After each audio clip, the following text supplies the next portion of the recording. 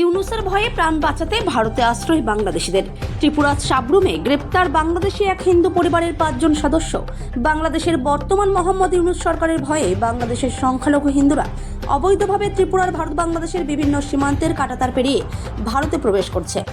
আবারও 5 জন সংখ্যালঘু হিন্দু বাংলাদেশি নাগরিক আটক ত্রিপুরা দক্ষিণ জেলা সাব্রুমের প্রত্যন্ত উপজাতি জনপদ মাগরুম এডিসি ভিলেজ এলাকা থেকে।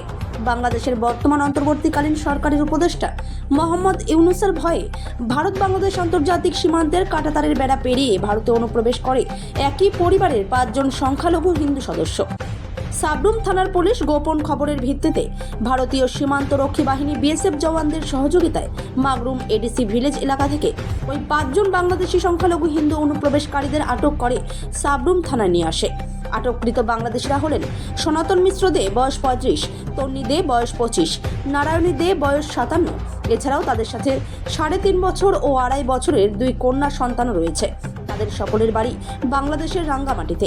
এ বিষয়ে সংবাদ মাধ্যমের সামনে বিস্তারিত তথ্য তুলে ধরেন সাব্রুমের মহকুমা পুলিশ আধিকারিক নিত্যানন্দ সরকার। আজকে সকাল 9টা 5 মিনিটের সময় আমাদের থানাতে একটা ইনফরমেশন আছে যে মাগরুম সাইডে কয়েকজন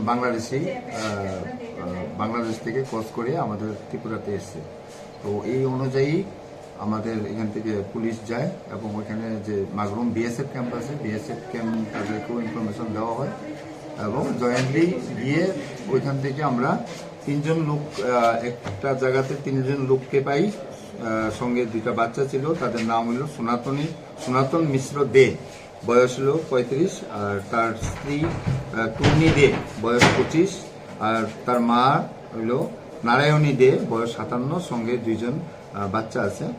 তো তাদেরকে আমরা উঠিয়ে আনি, তারা বাংলাদেশ থেকে ক্রস করে ত্রিপুরাতে এসছে। তো এখন আমাদের আইনগত যে পদক্ষেপ আছে এটা আমরা নেব, তাদের বিরুদ্ধে মামলা হবে এবং আমরা কোর্টে পাঠাবো তাদের। Thank you sir.